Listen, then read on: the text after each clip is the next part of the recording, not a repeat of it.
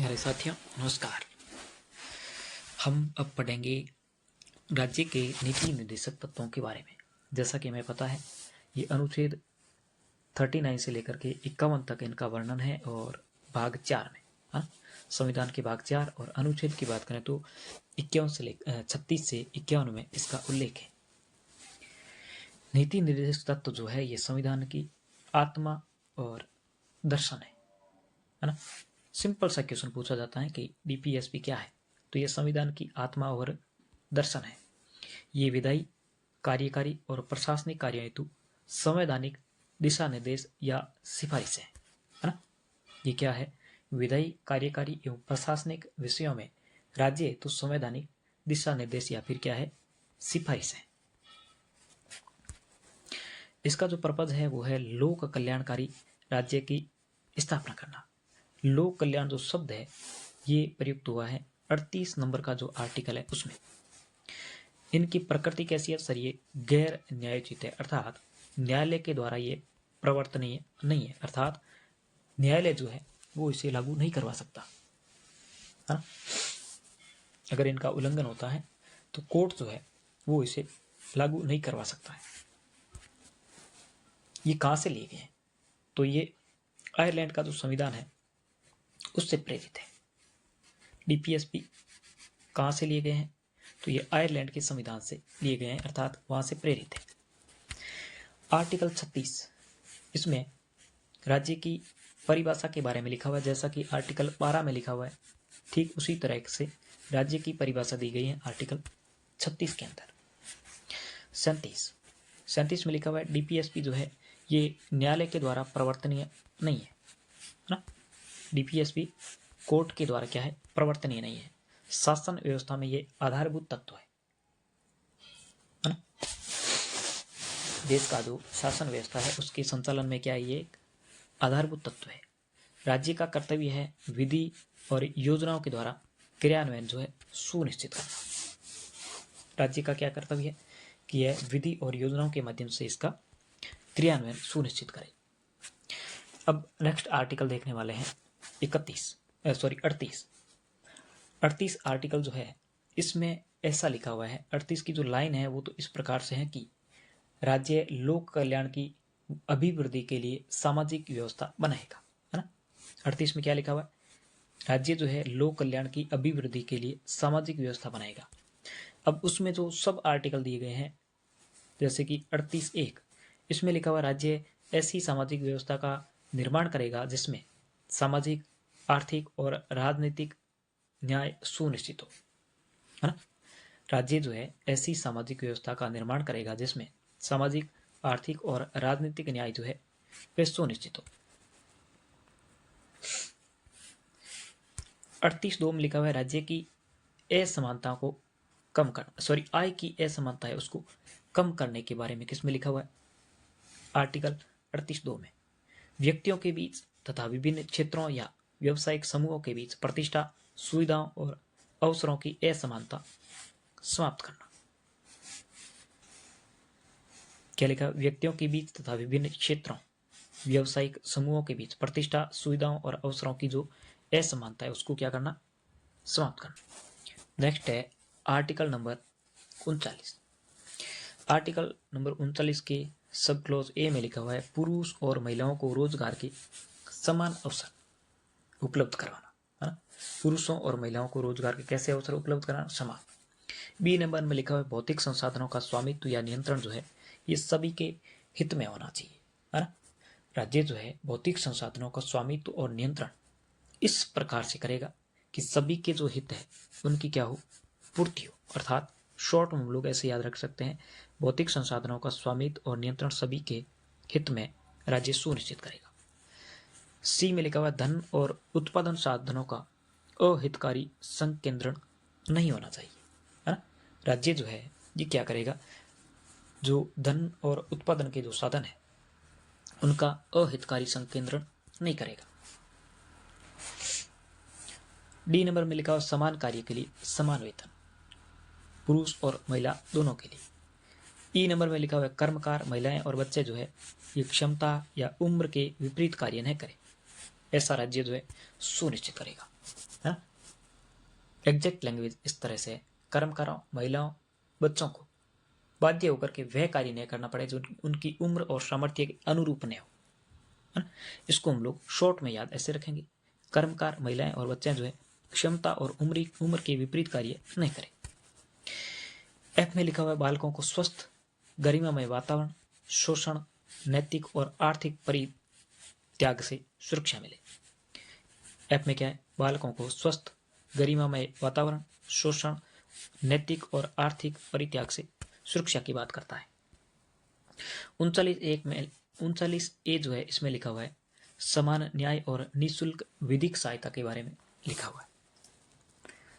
39 ए में क्या लिखा हुआ है, समान न्याय और निःशुल्क विधिक सहायता। 40 में लिखा हुआ है राज्य है पंचायती राज संस्थाओं की स्थापना करेगा तथा आवश्यक शक्तियां देगा। राज्य क्या करेगा, पंचायती राज संस्थाओं की स्थापना करेगा और आवश्यक शक्तियां देगा। 41 में लिखा हुआ है आर्थिक सामर्थ्य और विकास की सीमा में काम पाने, शिक्षा पाने, निर्बलता की दशाओं में लोक सहायता का अधिकार सुनिश्चित करने की बात करता है आर्टिकल 41, है ना। आर्थिक सामर्थ्य और विकास की सीमा में काम पाने, शिक्षा पाने और दुर्बलता की दशाओं में लोक सहायता का अधिकार सुनिश्चित करना। 42 में लिखा हुआ है कार्यस्थल पर न्याय संगत और मानवोचित दशाएं, गर्भवती महिलाओं को अवकाश और प्रसूति सहायता के बारे में बात करता है ना। गर्भवती महिलाओं को अवकाश और प्रसूति सहायता के बारे में आर्टिकल 42 में लिखा हुआ है। 43 में लिखा हुआ सभी कर्मकारों को काम, निर्वाह मजदूरी, शिष्ट जीवन स्तर, अवकाश और सामाजिक सांस्कृतिक अवसर की बात करता है। सभी कर्मकारों को काम, निर्वाह मजदूरी, शिष्ट जीवन स्तर, अवकाश एवं सामाजिक सांस्कृतिक अवसरों की बात करता है। गांवों में कुटीर उद्योग व्यक्तिक या सहकारी आधार पर प्रोत्साहन की बात करता है। गांवों में कुटीर उद्योग व्यक्तिक या सहकारी आधार पर प्रोत्साहन की बात करता है।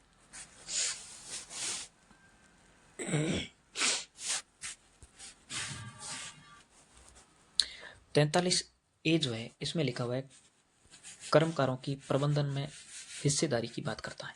43 ए क्या बात करता है, कर्मकारों को प्रबंधन में हिस्सेदारी दी जानी चाहिए, ये बात करता है। उसके बाद 43 बी में लिखा हुआ है सहकारी समितियों के संवर्धन के बारे में लिखा हुआ है। स्वैच्छिक गठन, स्वायत्त कार्यकरण, लोकतांत्रिक नियंत्रण और व्यावसायिक प्रबंधन। सहकारी समितियों का संवर्धन, स्वैच्छिक गठन, स्वायत्त कार्यकरण, लोकतांत्रिक नियंत्रण और व्यावसायिक प्रबंधन की बात करता है। मजदूरों को सहकारी समितियों की स्थापना की अनुमति भी देने की बात करता है आर्टिकल 43 बी, है ना।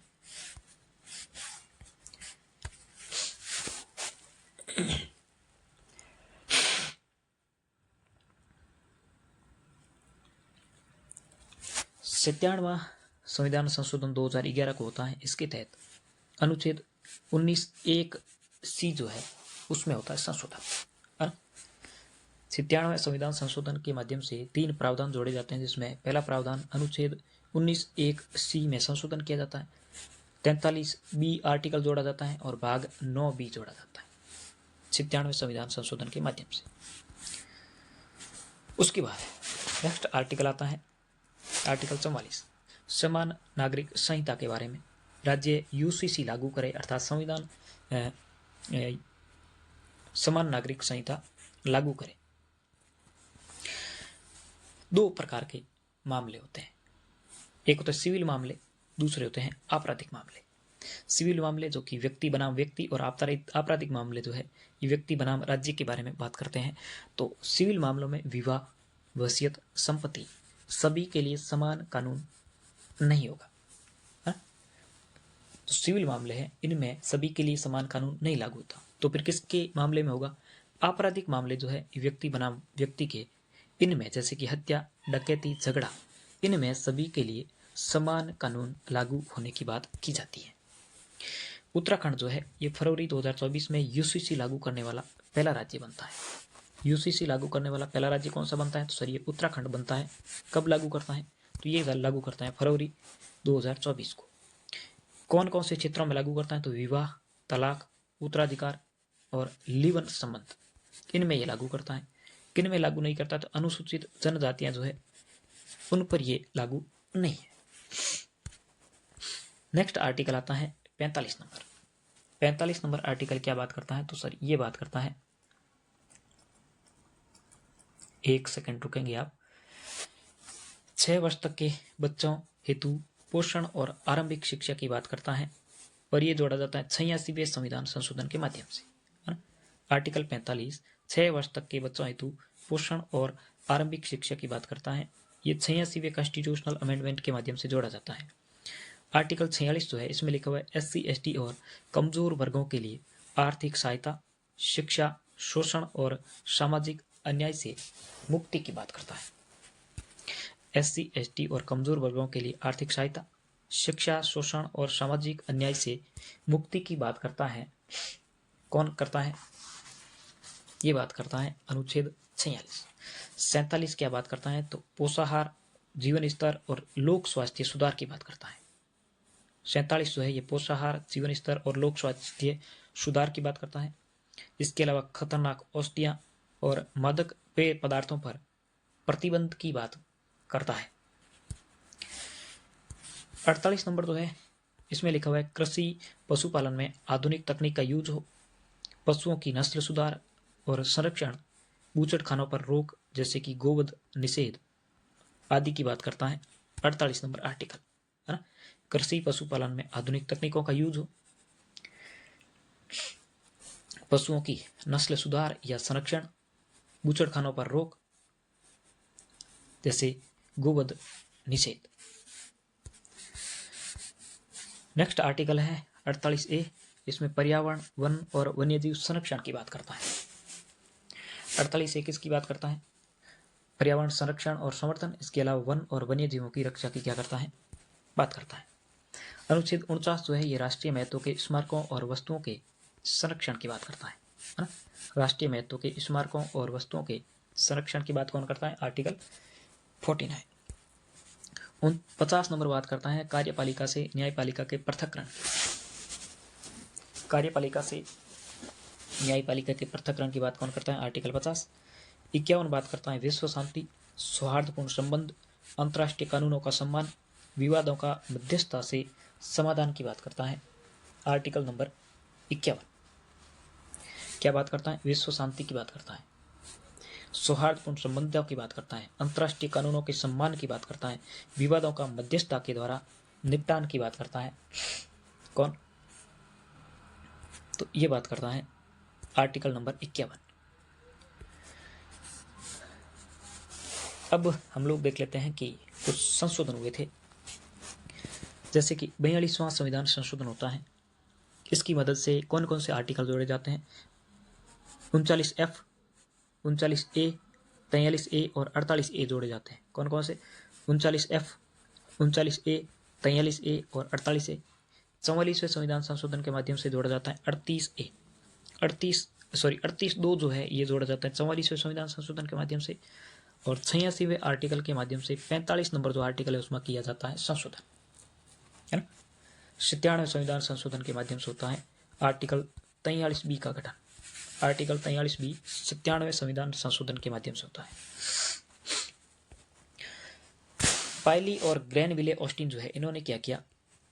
जो DPSP के आर्टिकल है इनका किया वर्गीकरण। तो इनको थोड़ी सी एक बार नजर मार लेते हैं। जैसे कि समाजवादी आर्टिकल कौन कौन से हैं? तो वो है 38, 39, 39A, 41, 42, 43 और 43A, है ना। ऐसे याद रख लेंगे 38, 39, ठीक है। 38, 39 दो लगातार हो गए, उसके बाद में 39A हो गया, ठीक है। फिर अगला है 41, 42, 43 और फिर हो गया 43A। या फिर आप लोग ऐसे याद रख सकते हैं 38 से लेकर के 43 तक याद रख लेंगे। इसमें जो 40 नंबर आएगा 40 की जगह हम लोग याद रख लेंगे 39A, और 43 के बाद में 43A भी शामिल है, ऐसे हम लोग याद कर लेंगे। गांधीवादी में कौन कौन आते हैं? तो गांधीवादी में आते हैं 40, 43, 43B, 46, 47, 48, है ना। 40, 43, 43B और 46, 47, 48 ये गांधीवादी है। उदारवादी कौन कौन से है? तो ये 44, 45 दो लगातार हो गए, फिर है 48A, फिर है 49, 50, 51 और फिर है 46, है ना। या फिर जस्ट ए सेकेंड, 46 सॉरी इसमें शामिल नहीं है, ये हमने गलत लिख दिया है। 46 जो है वो इसमें शामिल नहीं है। कौन कौन शामिल है? 44 है, 45 है, फिर है 48A है, और 48 के ए के बाद में 49 है, फिर 50 है, 51 है। ये 46 नहीं है इसमें ना, ये गलती से टाइप हो गया है। वापस देख लेते हैं, अब मैंने करेक्ट कर दिया है। उदारवादी में आ गया 44, 45, 48A, फिर 49, 50 और 51। ये जो 46 नंबर है ये समाजवादी में शामिल है ना। 46 नंबर किस में शामिल है? समाजवादी। तो समाजवादी में देख लिया। उसके बाद नेक्स्ट हम लोग महत्वपूर्ण वाद की बात करेंगे। कौन कौन से वाद आते हैं उनके बारे में। मूल अधिकार बनाम डीपीएसपी के लिए, जैसे कि पहला वाद है चंपकम दोरीराजन वाद 1950।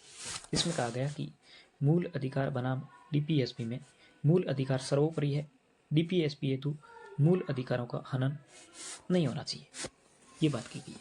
सुप्रीम कोर्ट ने क्या माना? मूल अधिकार और डीपीएसपी के बीच में यदि कोई भी विरोधाभास होता है तो इस स्थिति में मूल अधिकारों को इन्होंने सर्वोपरि माना, और डीपीएसपी की पूर्ति हेतु मूल अधिकार जो है उनका हनन नहीं किया जा सकता, है ना। क्या माना? कि मूल अधिकार जो है ये सर्वोपरि है, डीपीएसपी के लिए मूल अधिकारों का हनन नहीं हो सकता, ये बात कही गई चंपकम दोरईवाद में। नेक्स्ट अगला संशोधन होता है 1951 को पहला संविधान संशोधन। इसके माध्यम से अनुच्छेद 31A और 31B जोड़े जाते हैं। कौन कौन से? अनुच्छेद 31A और 31B को, और संपत्ति का जो अधिकार है इसको किया जाता है सीमित। 31A और 31B आर्टिकल जोड़े जाते हैं, संपत्ति के अधिकार को सीमित किया जाता है। नवी अनुसूची के कानूनों पर न्यायिक पुनरावलोकन नहीं किया जा सकता, है? नवी अनुसूची जो है इसके कानूनों पर न्यायिक पुनरावलोकन नहीं किया जा सकता, ये बात किस में कही गई? तो ये पहले संविधान संशोधन में की गई थी।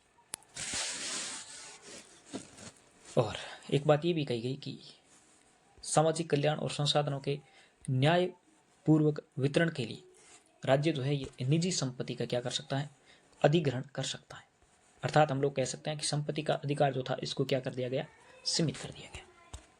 नेक्स्ट आता है चौथा संविधान संशोधन। राज्य जनहित में निजी व्यापारों का राष्ट्रीयकरण कर सकता है, क्षतिपूर्ति के लिए न्यायालय में चुनौती नहीं दी जा सकती। क्या किया गया कि राज्य जो है जनहित में निजी व्यापार जो है इनका राष्ट्रीयकरण कर सकता है, इनकी क्षतिपूर्ति के लिए न्यायालय में चुनौती नहीं दी जा सकती। केरल शिक्षावाद आता है 1958 को। केरल शिक्षावाद कब आता है? 1958 को आता है, जिसमें मूल अधिकारों को डीपीएसपी से ऊपर माना, परंतु न्यायालय जो है समन्वयकारी निर्वचन का सिद्धांत अपनाएगा। इसमें केरल शिक्षावाद में क्या बात कही गई? तो केरल शिक्षावाद में कही गई कि मूल अधिकार जो है वो डीपीएसपी से सर्वोपरि है, लेकिन इन दोनों का महत्व बनाए रखने के लिए न्यायालय क्या करेगा? समन्वयकारी निर्वचन के सिद्धांत का प्रयोग करेगा। 17वां संविधान संशोधन होता है 1964 को। कब होता है? 1964 को। 44 से इसके तहत 44 अधिनियम 9वीं अनुसूची में सम्मिलित किए गए, जो मौलिक अधिकारों को क्या करते थे? सीमित करते थे। 17वां संविधान संशोधन होता है 1964। इसके तहत क्या होता है? 44 अधिनियम जो है ये 9वीं अनुसूची में सम्मिलित किए जाते हैं, जो कि मूल अधिकारों को सीमित करते थे। यदि सरकार कृषि भूमि अधिग्रहण करती है तो पर्याप्त क्षतिपूर्ति देना आवश्यक है ना। यदि सरकार क्या करती है? कृषि भूमि का अधिग्रहण करती है तो पर्याप्त क्षतिपूर्ति जो है देनी पड़ेगी। उसके बाद में 24वां संशोधन 1976 को होता है। इसके तहत संसद को मूल अधिकार संशोधन या समाप्त करने की शक्ति दी जाती है। 24वां संशोधन कब होता है? 1971 को होता है। इसके तहत संसद को मूल अधिकारों में संशोधन या समाप्त करने की शक्ति दी जाती है।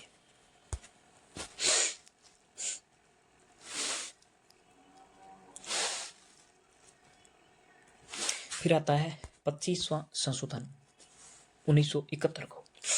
इसके तहत आर्टिकल 31C सम्मिलित किया जाता है। कौन सा आर्टिकल सम्मिलित किया जाता है? 31 सम्मिलित किया जाता है।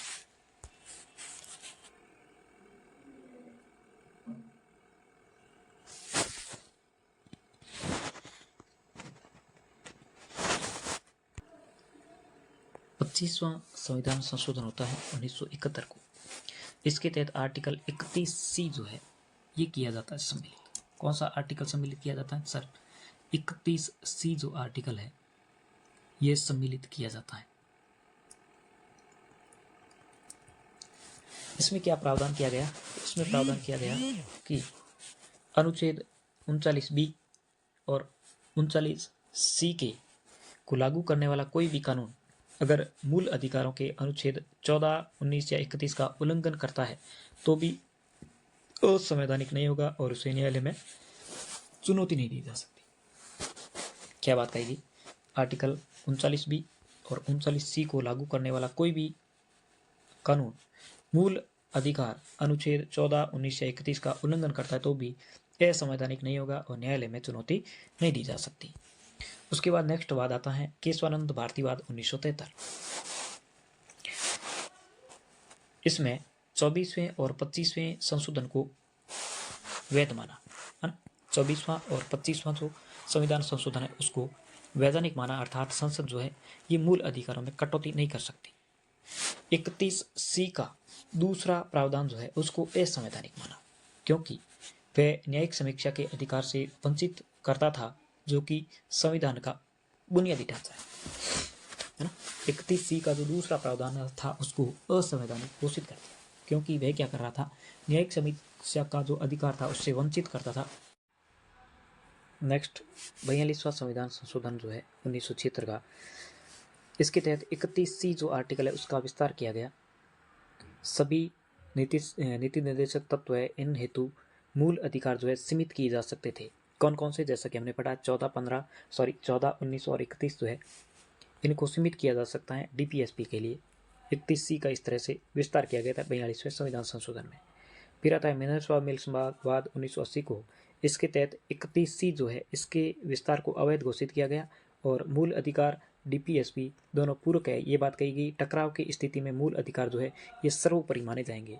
वर्तमान की स्थिति क्या है? तो सर मूल अधिकार जो है श्रेष्ठ है, परंतु आर्टिकल 39B और C जो है ये मौलिक अधिकार 14 और 19 से श्रेष्ठ है ना। मूल अधिकार जो है ये श्रेष्ठ है, लेकिन 39B और C जो है ये 14 और 19 आर्टिकल जो है उनसे श्रेष्ठ है। ये बात कही गई, ये वर्तमान स्थिति है। उसके बाद मूल अधिकार और DPSP के बारे में तुलनात्मक अध्ययन देखें तो मूल अधिकार प्रवर्तनीय है न्यायालय के द्वारा, जबकि DPSP अप्रवर्तनीय है। मूल अधिकार नागरिकों के अधिकार है, जबकि DPSP राज्य के कर्तव्य है। मूल अधिकार राजनीतिक लोकतंत्र हेतु जरूरी है, जबकि DPSP जो है ये सामाजिक और आर्थिक लोकतंत्र हेतु जरूरी है। मूल अधिकार की प्रकृति नकारात्मक है, जबकि DPSP की सकारात्मक है। मूल अधिकार व्यक्तिगत है, वहीं DPSP सामूहिक है। लागू करने हेतु पृथक विधि की आवश्यकता मूल अधिकारों हेतु नहीं होती है, जबकि DPSP हेतु आवश्यक होती है। राज्य के नीति निर्देशक तत्वों के बारे में कुछ कथन है, जैसे कि एक ऐसी सरकार जो बिना किसी ताकत के अमूर्त सैद्धांतिक आधारों पर टिकी हो वह आत्मा रहित देह के समान हो। ये बात कहते हैं केटिसा।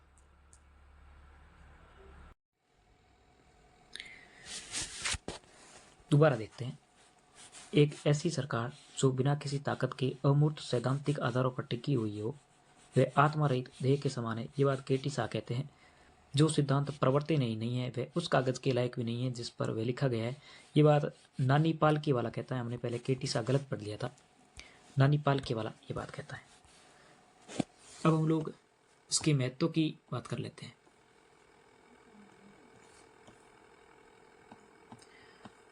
DPSP जो है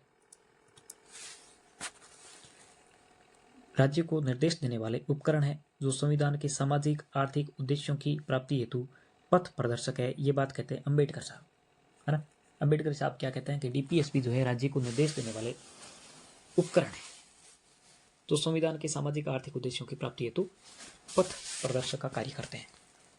ये प्रवर्तनीय नहीं है, परंतु राष्ट्र की अंतर आत्मा के द्वारा प्रवर्तनीय है। ये बात कौन कहता है? ये कहते हैं न्यायमूर्ति हिदायतुल्लाह जो है वो ये बात कहते हैं। सामाजिक, आर्थिक, राजनीतिक न्याय के आधार पर लोक कल्याणकारी राज्य की संकल्पना ये प्रस्तुत करते हैं। नीति निर्माण के ये दार्शनिक मार्गदर्शक है। सुप्रीम कोर्ट की व्याख्या में ये उपयोगी है। सभी वर्गों के हितों को ये संबोधित करते हैं। प्रगतिशील कानून के निर्माण को ये प्रेरित करते हैं। उदाहरण के लिए समान नागरिक संहिता मौलिक अधिकारों के ये पूरक है। इसके क्रियान्वयन से मौलिक अधिकारों के लिए अनुकूल वातावरण का निर्माण होता है। समावेशी और सतत विकास को ये प्रोत्साहन देते हैं। शासन के मूल्यांकन के आधार है, अर्थात कितना क्या लागू हुआ, इस आधार पर हम लोग क्या कर सकते हैं? मूल्यांकन कर सकते हैं। उसके बाद हम लोग नेक्स्ट देखने वाले हैं कुछ केसेज के बारे में।